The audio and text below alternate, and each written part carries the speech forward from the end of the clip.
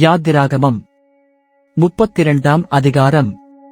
மோசே மலையிலிருந்து இறங்கி வர தாமதிக்கிறதை ஜனங்கள் கண்டபோது அவர்கள் ஆரோனிடத்தில் கூட்டங்கூடி அவனை நோக்கி, எகிப்து தேசத்திலிருந்து எங்களை அழைத்துக் கொண்டு வந்து அந்த மோசேக்கு என்ன சம்பவித்ததோ அறியோம். ஆதலால் நீர் எழுந்து எங்களுக்கு முன் செல்லும் தெய்வங்களை எங்களுக்காக உண்டு பண்ணும் என்றார்கள். அதற்கு ஆரோன், உங்கள் மனைவிகள், குமாரர், குமாரத்திகளுடைய காதுகளில் இருக்கிற பொன்னணிகளை கழற்றி என்னிடத்தில் கொண்டு வாருங்கள் என்றான். ஜனங்கள் எல்லாரும் தங்கள் காதுகளில் இருந்த பொன்னணிகளை கழற்றி ஆரோனிடத்தில் கொண்டு வந்தார்கள். அவர்கள் கையிலிருந்து அவன் அந்த பொன்னை வாங்கி சிற்பக் கருவியினால் கருப்பிடித்து ஒரு கன்றுக்குட்டியை வார்ப்பித்தான்.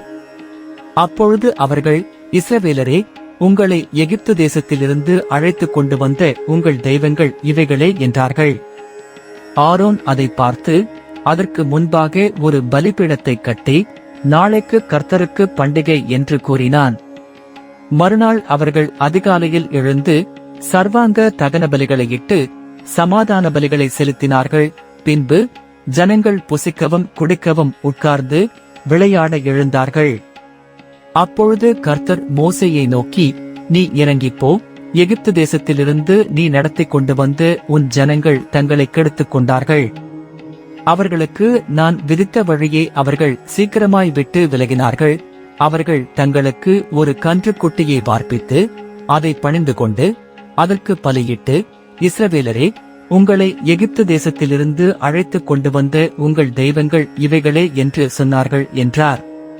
பின்னும் கர்த்தர் மோசேயை நோக்கி, இந்த ஜனங்களை பார்த்தேன், இவர்கள் வணங்கா கழுத்துள்ள ஜனங்கள். ஆகையால் என் கோபம் இவர்கள் மேல் மூளவும் நான் இவர்களை அழித்து போடவும் நீ என்னை விட்டுவிடு, உன்னை ஒரு பெரிய ஜாதியாக்குவேன் என்றார். மோசே தன் தேவனாகிய கர்த்தரை நோக்கி, கர்த்தாவே, தேவரீர் மகா பலத்தினாலும் வல்லமையுள்ள கையினாலும் எகிப்து தேசத்திலிருந்து புறப்பட பண்ணின உம்முடைய ஜனங்களுக்கு விரோதமாக உம்முடைய கோபம் பற்றி எறிவதென்ன? மலைகளில் அவர்களை கொன்று போடவும் பூமியின் மேல் இராதபடிக்கு அவர்களை நிர்மூலமாக்கவும் அவர்களுக்கு தீங்கு செய்யும் பொருட்டே அவர்களை புறப்பட பண்ணினார் என்று எகிப்தியர் சொல்லுவானேன்? உம்முடைய கோபத்தின் உக்கிரத்தை விட்டு திரும்பி உமது ஜனங்களுக்கு தீங்கு செய்யாதபடிக்கு அவர்கள் மேல் பரிதாபங்கொள்ளும். உமது தாசராகிய ஆபிரகாமையும் ஈசாக்கையும் இஸ்ரவேலையும் நினைத்தருளும்.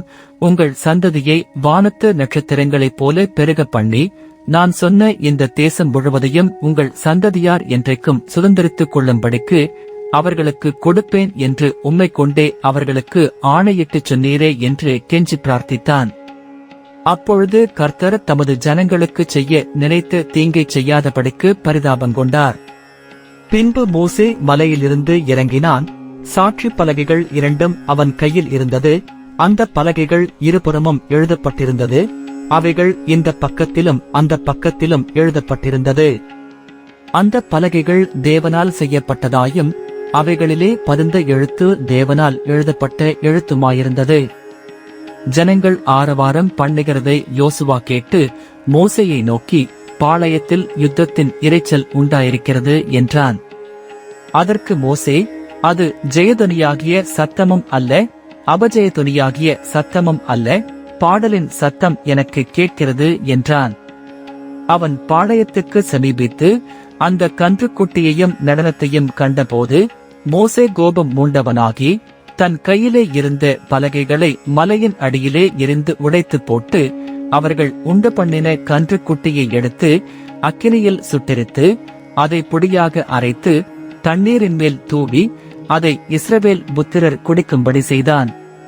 பின்பு மோசே ஆரோனை நோக்கி, நீ இந்த ஜனங்கள் மேல் இந்த பெரும்பாதகத்தை சுமத்துகிறதற்கு இவர்கள் உனக்கு என்ன செய்தார்கள் என்றான்.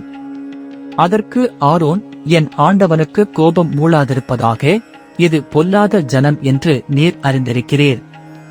இவர்கள் என்னை நோக்கி, எங்களுக்கு முன் செல்லும் தெய்வங்களை எங்களுக்கு உண்டு பண்ணும், எகிப்து தேசத்திலிருந்து எங்களை அழைத்துக் கொண்டு வந்த அந்த மோசேக்கு என்ன சம்பவித்ததோ அறியோம் என்றார்கள்.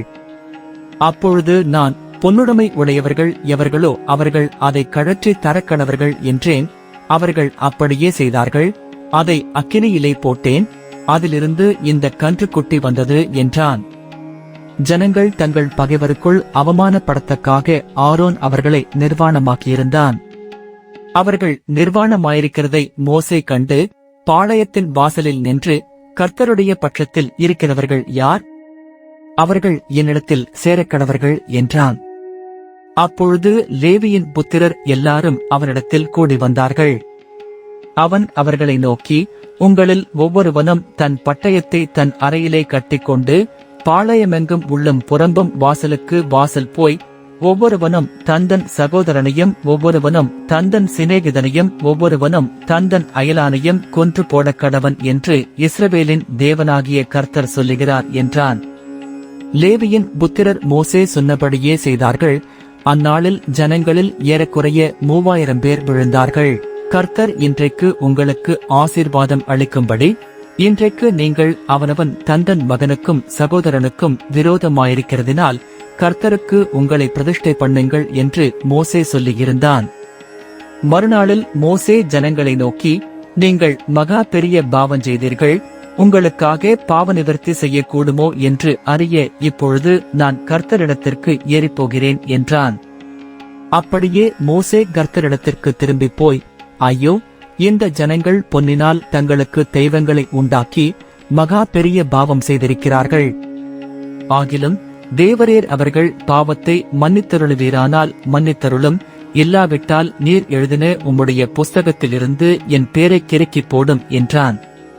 அப்பொழுது கர்த்தர் மோசேயை நோக்கி, எனக்கு விரோதமாய் பாவம் செய்தவன் எவனோ அவன் பேரை என் புஸ்தகத்திலிருந்து கிறுக்கிப் போடுவேன். இப்பொழுது நீ போய் நான் உனக்குச் சொன்ன இடத்துக்கு ஜனங்களை அழைத்துக் கொண்டு போ, என் தூதனானவர் உனக்கு முன் செல்லுவார். ஆகிலும் நான் விசாரிக்கும் நாளில் அவர்களுடைய பாவத்தை அவர்களிடத்தில் விசாரிப்பேன் என்றார். ஆரோன் செய்த கன்றுக்குட்டியை ஜனங்கள் செய்வித்ததின் நிமித்தம் கர்த்தர் அவர்களை உபாதித்தார்.